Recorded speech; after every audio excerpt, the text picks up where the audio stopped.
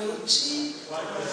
Quero agradecer aqui o convite. E, bom, vocês vão me desculpar, mas eu vou ficar sentada porque eu tive uma pequena distensão aqui nas costas, eu não consigo olhar, então eles vão passar para mim o slide e eu vou acompanhar e falar daqui, tá bom? Bom, a minha incumbência aqui é falar sobre a reforma radical, a reforma do ponto de vista batista, né, a reforma radical. Acho que podemos ir já um pouquinho adiante, né, pensando aqui que na reforma, né, se é reforma ou reformas, né, na verdade, porque a gente costuma pensar na reforma como um movimento único, né? Eu sei que vocês ouviram muito isso aqui, esses dias todos, óbvio, mas é bom a gente lembrar que são reformas, né? Que na verdade, ao longo de toda a Idade Média, eclodiram vários movimentos de reforma, né? E mesmo a reforma, quando a gente fala em reforma, então a gente se refere a esse movimento, a reforma, na verdade, do século XVI, a passagem do século XV, do século XVI, século XVI e depois também é natural e continua se desenvolvendo, adentrando aí o século XVII, né?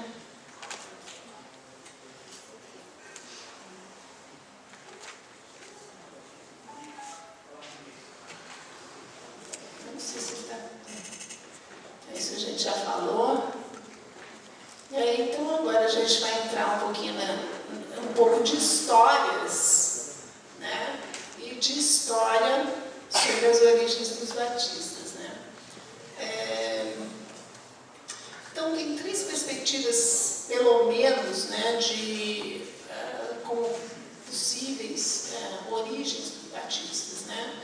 A primeira, uma delas, então, é o chamado sucessionismo batista, que é defendido aí no livro Rastro de Sangue, do Carroll, e onde se traça a sucessão do ministério de João Batista, passando por paulicianos, albigenses, valdenses, montanistas, etc., até os batistas modernos, e onde se argumenta que cada um desses grupos sustentou as crenças básicas dos batistas.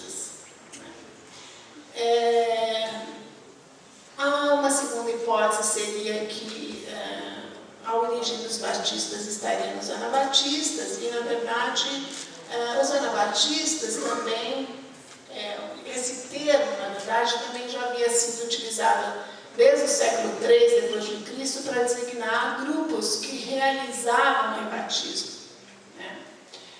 No contexto da reforma do século XVI, surge em 1525 em Zurique um grupo que se opõe ao Zwinglio por considerar que a reforma não tinha avançado suficientemente, que não havia sido suficientemente profunda.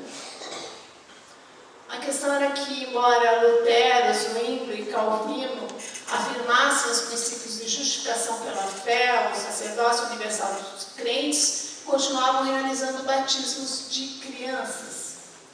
E por sua posição de que o batismo deveria ser administrado somente aos regenerados, ou seja, aos adultos, eles ficaram conhecidos como anabatistas, que quer dizer rebatizadores, né? Eles se opunham também à vinculação da igreja ao Estado, e é desses que alguns defendem que teriam surgido os batistas também no século XVI.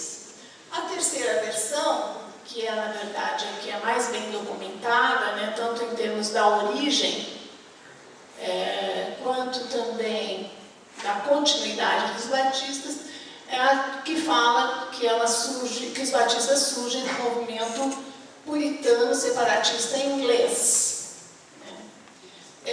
Não era, na verdade, o movimento puritano separatista inglês, eram vários grupos, na verdade, separatistas, né, que na Inglaterra, e que queriam um aprofundamento da reforma, mas havia também diversidade, quer dizer, havia aqueles que eram mais moderados, que se mantinham no seio da Igreja da Inglaterra, como também aqueles país que advogavam, na verdade, também a separação entre igreja e Estado, pelo que eram vistos como formas radicais de puritanismo.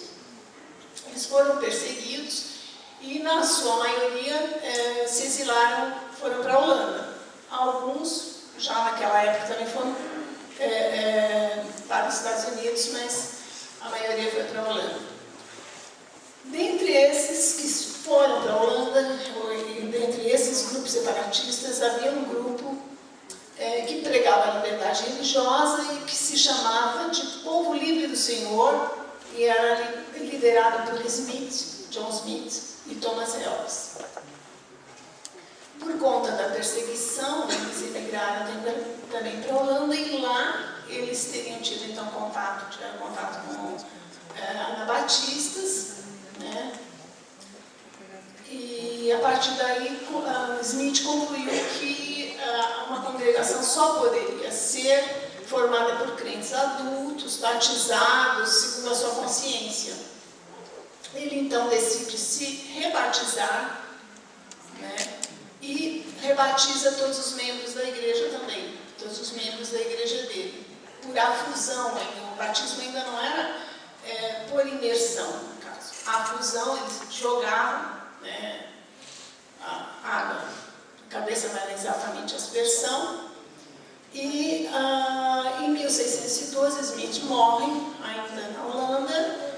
Parte do grupo pede para se juntar à igreja menonita, e outra parte retorna para a Inglaterra sob a liderança do John Smith, do Thomas Helps, desculpe, muito varia.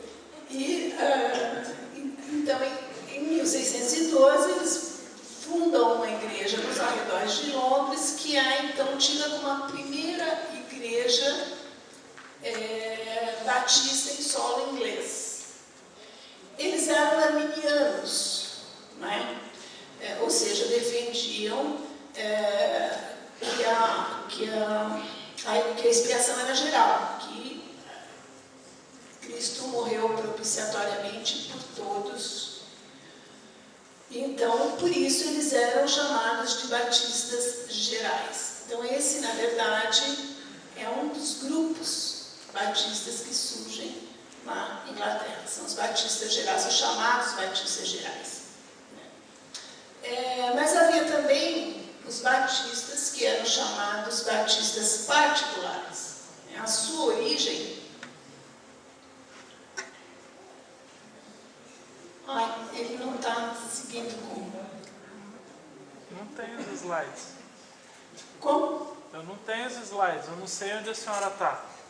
Eu achei que a senhora estava no ponto ainda. Se tiver alguém que puder me ajudar, é melhor. É que, gente, desculpa, eu não consigo virar aqui. Ela não consegue você fica atrás dela. É mais fácil você fazer. Fica atrás dela. Aí quando ela virar, vai. Fica atrás dela, quando ela virar, Os batistas particulares e separatismo inglês. É isso. A origem deles, então, é documentalmente mais incerta, né?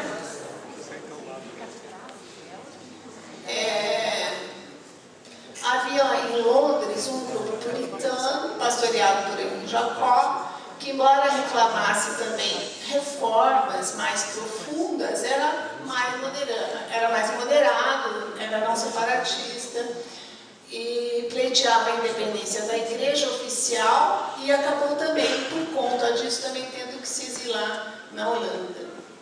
No ano de 1616, ele volta para a Inglaterra. Ele nunca se tornou batista, mas ele é pastor de uma igreja congregacional, uma congregação independente, e essa igreja sofre diversas separações, diversas divisões. Duas delas teriam sido por questões relativas ao batismo, né, por imersão, ao batismo de adultos ou de crianças, na verdade, problemas de aceitação do batismo de crianças. E essas duas, então, formam duas congregações independentes e que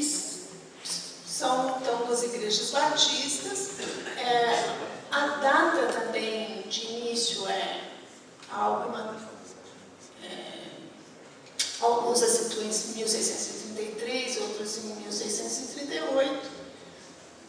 Mas então surgem essas duas igrejas batistas que são chamadas de batistas particulares, porque elas eram de inspiração calvinista, de fato, e entendiam então, o professor Galasso aqui já falou, né, entendiam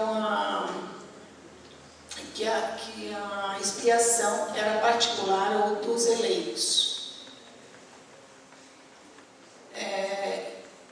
Em 1633 ou 38, então, não sabe, mas depois de uma dessas igrejas, um dos membros, que é Richard Blunt, ele considera que a imersão seria, na verdade, a única forma de batismo de fato que corresponderia ao modelo neotestamentário, e ele procura uma igreja que o batize por imersão. Ele não encontra na Inglaterra e resolve ir para a Holanda. E lá na Holanda ele é batizado por um grupo menonista dissidente, e quando ele volta ele batiza então o mestre e os membros dessa igreja. Então se dá aí o primeiro batismo por imersão, em 1642, a igreja adota essa prática, e em 1644 ela passa a compor a confissão de fé dos batistas particulares. Logo a seguir, os batistas gerais também adotam a imersão como única forma legítima de administrar o batismo. E então aí as duas correntes, tanto batistas gerais quanto batistas particulares, passam a adotar o batismo por imersão. E aí então o nome, né, realmente passa a significar tanto a questão do batismo de adultos, quanto passa a ser vinculado também à questão do batismo por imersão. Bom, batistas gerais ou particulares, na verdade, a gente vai ver que tem alguns percursos, né, que no percurso vai havendo, na verdade, uma tensão, né, entre arminianismo e calvinismo. Então, por exemplo, os batistas particulares, eles se tornam majoritários na Inglaterra, e quando vão para os Estados Unidos também mantém de início a fé dos batistas particulares. A primeira igreja batista na América foi fundada provavelmente por Roger Williams, ou essa é aceita como geralmente a primeira igreja batista, em Providence, fundada em 1639 por Roger Williams, que era um forte defensor da separação entre igreja e Estado. E a igreja nasce como uma igreja calvinista. Depois, em 1650, assume a posição de batistas gerais e retorna posteriormente à fé dos batistas particulares. Então, mesmo guardando a profissão de fé, sempre havia membros, né, que eram adeptos da expiação geral, certo? Então, a mesma igreja passou por várias posições. Isso a gente vai ver o vínculo também disso com algumas especificidades batistas.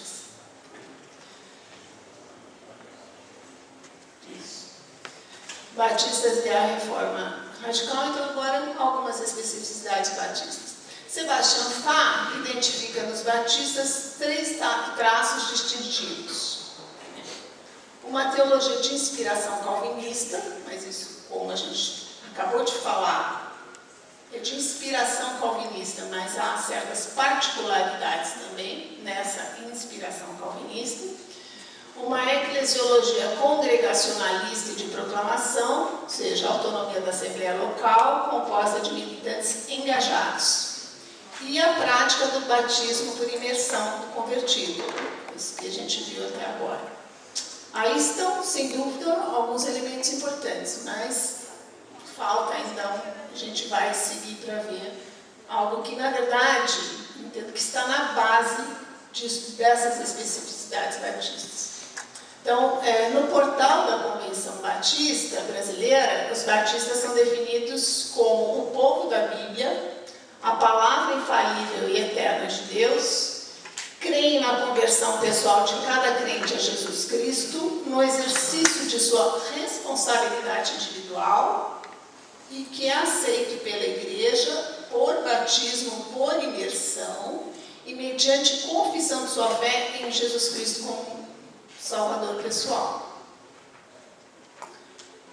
Ainda um outro trecho aqui também de autodefinição, né? Do princípio da responsabilidade individual derivam os princípios que balizam a vida do crente batista: o livre exame da palavra de Deus, a liberdade de consciência, a responsabilidade pessoal com a igreja local e outras co-irmãs, a responsabilidade civil para com o Estado, a separação entre igreja e Estado e o amor que gera conduta e respeito para com o próximo, testemunho e ação no mundo.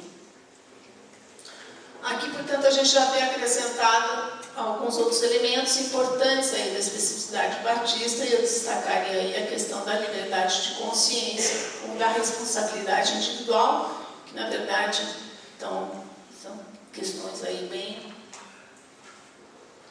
próximas, né?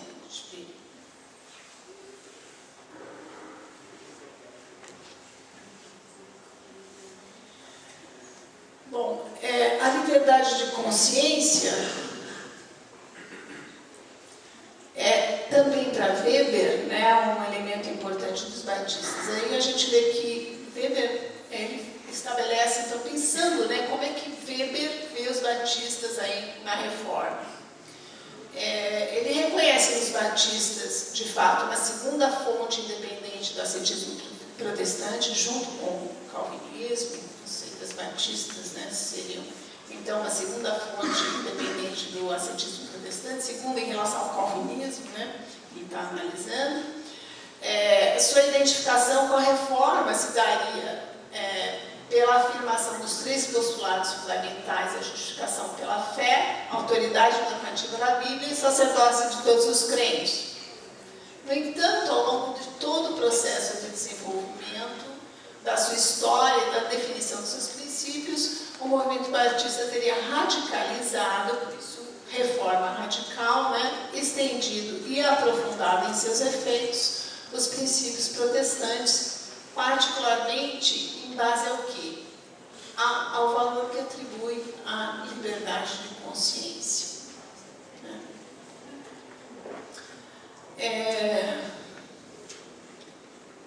Ele também fala, ele vai falar do dom da salvação, né, como é que para os batistas se dá isso, né, o dom da salvação que se dá através da revelação individual, pela ação do Espírito Santo, que fala diretamente à razão e à consciência de qualquer indivíduo que queira ouvi-lo.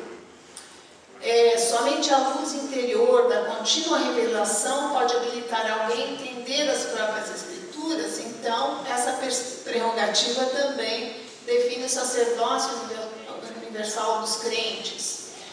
Para Mullins, seria a intelectualidade humana iluminada pela intelectualidade divina. Isso tudo, então, nos aponta novamente para essa questão da liberdade de consciência, né, que é tida também definida também como um dos princípios batistas mais caros, né? Conforme está no portal da CBB, da Convenção Batista Brasileira, e como também apontam vários autores.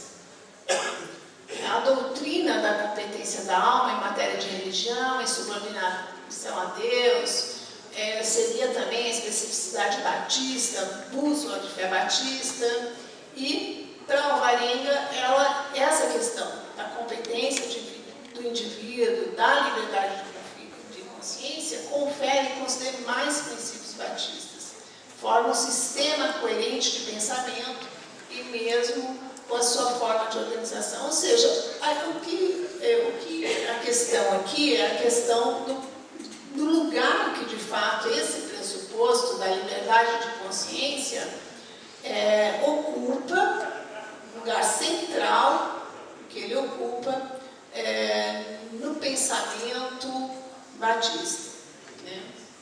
E daí, então, dessa centralidade desse pressuposto da liberdade de consciência, da autonomia, portanto, que decorreriam também os demais princípios batistas. Então, a defesa radical da liberdade religiosa, da separação entre igreja e Estado, a recusa do pedobatismo e até mesmo o congregacionalismo, com a autonomia e soberania da igreja local, seriam decorrentes dessa perspectiva, desse pressuposto, né? Daí também decorreriam a compreensão específica tanto do arminianismo, né, onde se reconhece o livre-arbítrio, ou seja, na verdade há uma tensão aí, né? A gente viu que há uma tensão há uma influência, né? Batistas gerais e batistas particulares. E, na verdade, há também uma tensão entre calvinismo e arminianismo, né? Então, é uma compreensão específica do arminianismo, reconhece-se o livre-arbítrio e, portanto, a responsabilidade do indivíduo, que a gente viu que está lá, né, dentre os enunciados de autodefinição, né, a responsabilidade do indivíduo, mas não necessariamente a perda da salvação. Também uma compreensão particular do calvinismo. A predestinação é entendida em base à presciência de Deus, geralmente, que não seria o autor da perdição de seres humanos, né? Destaque mais a sabedoria e misericórdia do que a soberania autocrática de Deus. Isso inaugura também exatamente essa questão da liberdade de consciência que relativiza, que tende a relativizar o calvinismo e, por outro lado, a responsabilidade do indivíduo também dentre os batistas, né, a compreensão batista. Em termos de organização, como é que funcionariam os batistas, né? Seria uma seita, uma igreja ou uma denominação? Weber ele fala que seria mais uma seita por causa do caráter voluntário, não seria tanto uma igreja por não haver um caráter compulsório na Constituição, né, na sua organização. De fato, a congregacional democrática, no entanto, de fato, ela não é, então, uma igreja, não seria uma igreja, não daria para qualificá-la como igreja por causa que não tem uma organização hierárquica, né? E também não se dá, a igreja não se constitui compulsoriamente, mas ela depende da adesão voluntária dos seus membros.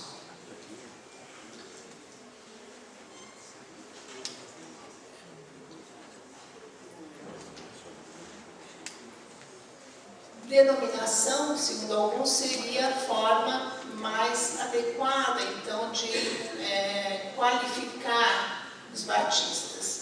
E o modelo seria associativo ideológico. O que quer dizer associativo ideológico? Nós vamos ver um pouquinho adiante. Então, a estrutura denominacional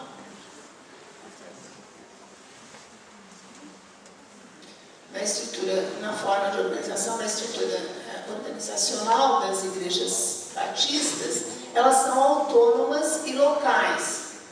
Organizam-se em associações regionais, convenções estaduais e nacional. Ela tem finalidade, a estrutura organizacional, na verdade, ela teria finalidade cooperativa, né, mantendo aí também o princípio de voluntariedade e autonomia das igrejas locais. As decisões convencionais ou setoriais não são de adoção compulsória pelas igrejas. Elas estariam acima das organizações batistas, reproduzindo o modelo de soberania da Assembleia na igreja local.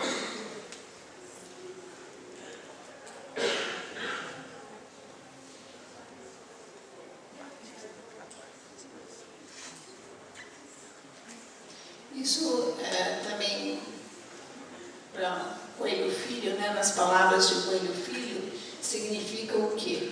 Chamamos nossas instituições de denominação, mas denominação são as igrejas batistas e não as convenções. Foi em 1879 que se organizou a primeira igreja batista no Brasil e a Convenção Batista Brasileira surgiu em 1907. Isso quer provar que, na verdade, são as igrejas que constituem os órgãos denominacionais e não o contrário. Não foi a convenção que criou o trabalho batista no Brasil, mas as igrejas batistas que criaram a convenção. E não a criaram para tutelá-las, mas para servi-las.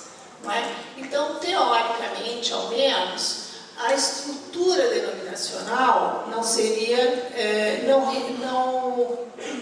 retiraria a autonomia das igrejas, não é? Mas serviria de fato apenas como cooperação, como serviço à igreja. Então a autonomia continuaria afirmada, não obstante a existência dessas instituições denominacionais, dessa estrutura.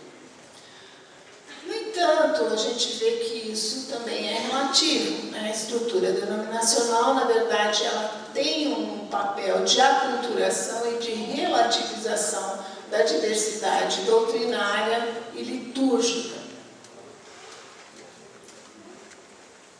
Então, a gente, por exemplo, Sebastian Fine vai falar que o congregacionalismo exacerbado confere aos batistas uma plasticidade que os leva, que possibilita acolher uma grande diversidade de influências, dentre as quais o carismatismo e o pentecostalismo. Isso a gente vivenciou na história, não é? Então, ele está falando da França, isso ainda está presente na França, talvez no Brasil já se sente menos essa influência hoje, mas, por exemplo, pensar na Igreja Batista em Perdizes, onde o pastor Ernesto Tonini, com a Convenção Batista Nacional, ou seja, deixa a igreja, havia uma forte influência, deixa a igreja e cria-se então a Convenção Batista Nacional. Por exemplo, então, essa existia ou existe, digamos assim, uma atração, né, de pentecostais pela estrutura para igrejas batistas, segundo o Fá, exatamente em função desse congregacionalismo que então, diante de uma estrutura mais leve, eles seriam atraídos para os batistas. E que, apesar disso, a tradição batista seria vigorosa, de modo que há uma identidade batista que tão sedimentada quanto a reformada luterana, ou seja, apesar da estrutura leve, haveria, digamos assim, uma tradição confessional sedimentada. Um outro aspecto que ele coloca, né, para falar dessa questão associativista e ideológica, né, desse modelo associativista e ideológico, para caracterizar esse modelo, seria que a legitimidade do pastor no meio da batista repousa, sobretudo, no seu papel de intérprete autorizado das Escrituras, né? E a coerência interna deve-se a essa ideologia, isto é, a construção de uma linha doutrinária precisa, normativa, defendida por um certo número de mediações. Que mediações seriam essas?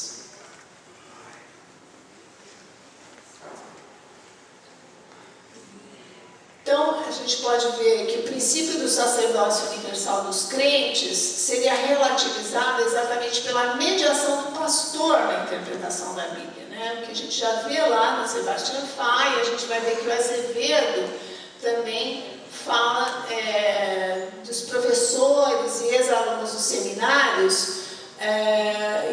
Ele fala também, por exemplo, no momento do concílio, né, que os pastores, esses seminaristas, no momento do que vão passar pelo concílio, eles, na verdade, eles sabem que eles têm que defender determinadas ideias, determinadas posturas teológicas, né?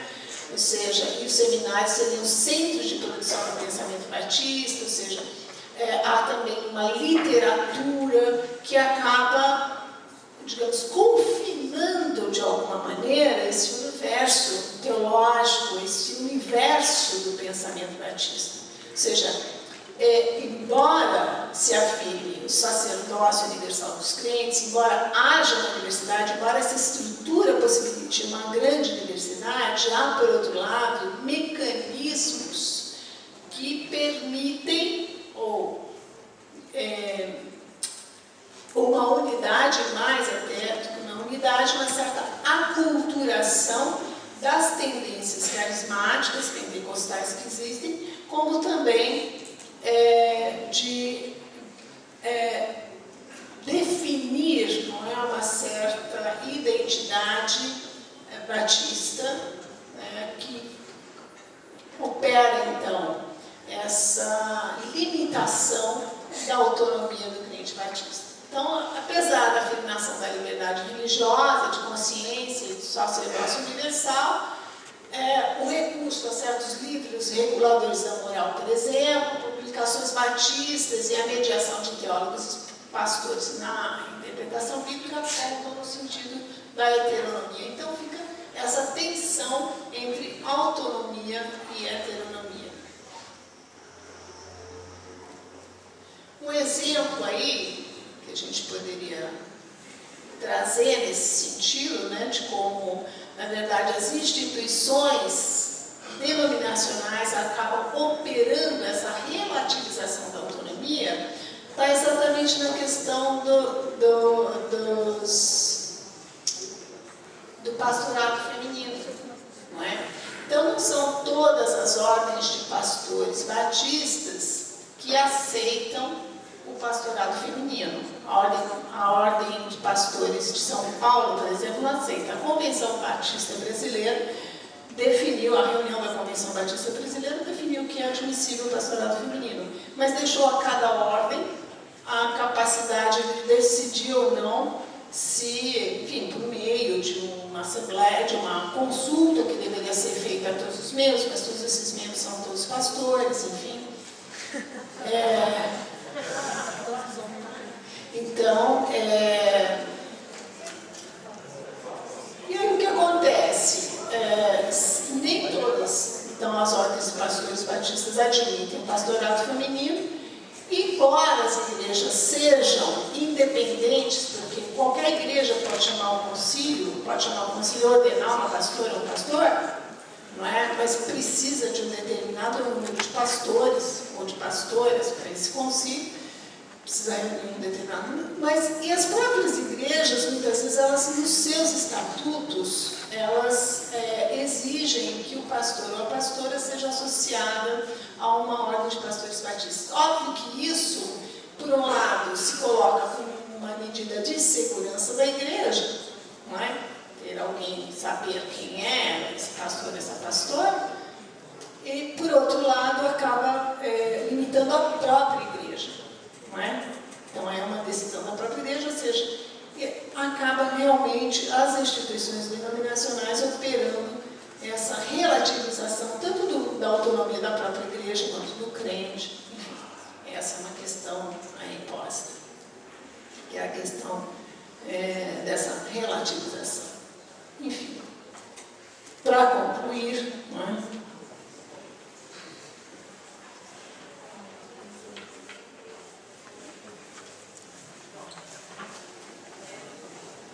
O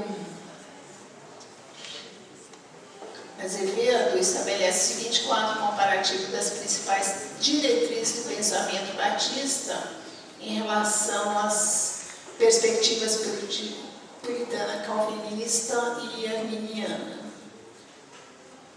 Síntese. Então, calvinismo puritano, soberania de Deus, no arminianismo, livre-arbítrio. Batistas americanos, competência exclusiva do indivíduo. Batistas brasileiros, radical, afirmação da competência do indivíduo. Então, essa questão da competência do indivíduo, da liberdade de consciência, como a gente viu, são questões importantes e centrais, tanto para os batistas brasileiros, no caso, quanto para os americanos, mas, enfim, são uma especificidade e um elemento importante. Na fonte, Bíblia como normativa,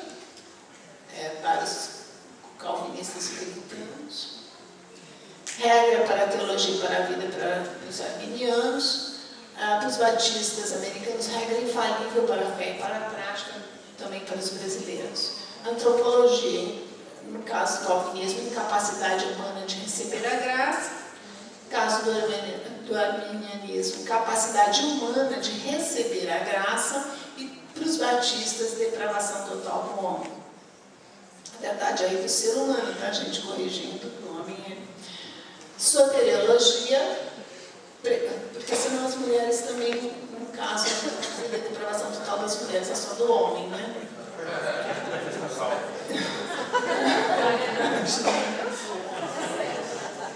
Soteriologia, predestinação experimentada, no caso do calvinismo puritano, predestinação condicional para os arminianos e compromisso. Então aqui a gente vê de novo essa questão da atenção, né? Os batistas americanos, compromisso entre predestinação e livre-arbítrio, e batistas brasileiros, predestinação a partir da presciência de Deus. Então aí de novo, quer dizer, fica, no quadro está claro aí essa questão da tensão entre moralidade, taborismo em todos os casos, taborismo aqui entendido como ênfase dada à santificação, e achei interessante o trecho escolhido aqui no início, né, no momento devocional aqui, né, porque a santificação, segundo Azevedo, a doutrina da santificação está presente nos batistas desde a Inglaterra, mas na verdade eles não tinham uma metodologia de santificação individual e comunitária, eles foram tomar de Wesley essa metodologia. Então, interessante.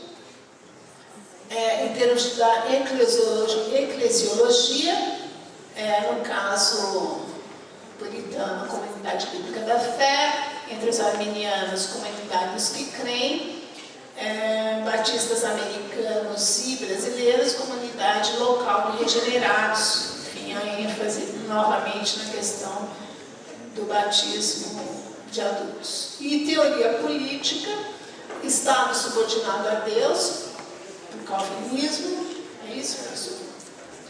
Estado como subordinado a Deus também entre os arminianos, radical separação entre igreja e Estado para os batistas. Okay? Enfim, a gente pode ir concluindo aqui, falar das especificidades, né? Quais são então as especificidades? Liberdade de consciência, forma de governo e de organização. Uma plasticidade que permite acolher essa diversidade doutrinária e litúrgica, mas que não se confunde com falta de coerência ou de unidade denominacional. Se a precariedade institucional encontra limites, né, no desenvolvimento de uma consciência denominacionalista, de fato, né, através dessas instituições, literatura e seminários, enfim, denominacionais, a institucionalização, por sua vez, encontra também limites na força dos princípios autonômicos.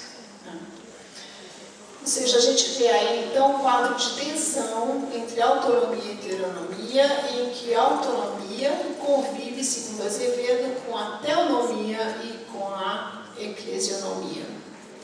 Então é isso, eu espero ter conseguido apresentar um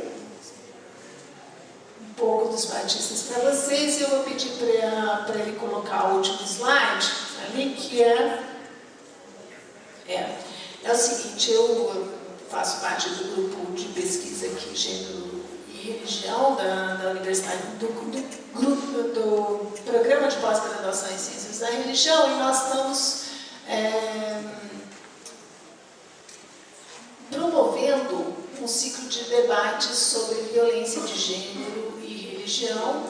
E nessa segunda etapa, nós tivemos um primeiro encontro, que foi basicamente com pessoas que trabalham, com profissionais do setor público que trabalham com mulheres em situação de violência. Neste segundo momento, a gente está promovendo um debate que é destinado basicamente a líderes religiosos, e gostaríamos de convidar todos vocês e todas vocês estão convidados e convidadas para estarem conosco nesse segundo ciclo de debates para colaborar, cooperar na busca de alternativas ou modos de combate à violência doméstica. Agradeço a paciência, a presença de vocês e espero que vocês estejam lá conosco.